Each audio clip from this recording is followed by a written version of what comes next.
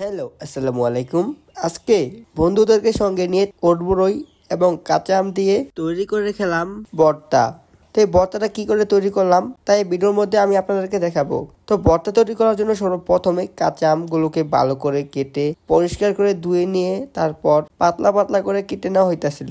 তো আমগুলোকে সবগুলো কাটার পর তারপর হামাল দস্তার মাধ্যমে ওল বড়ইগুলোকে ভালো করে পিষে নেওয়া হয়েছিল। ওলবড়িগুলোকে পিষে নেওয়ার পর তারপর এই হামাল দস্তার মধ্যে শুকনো মরিচ, তেঁতুল, সাদা লবণ, বিট লবণ এগুলোকে ভালো করে হামাল দস্তার মাধ্যমে ভালো করে পিষে নেওয়া হয়েছে।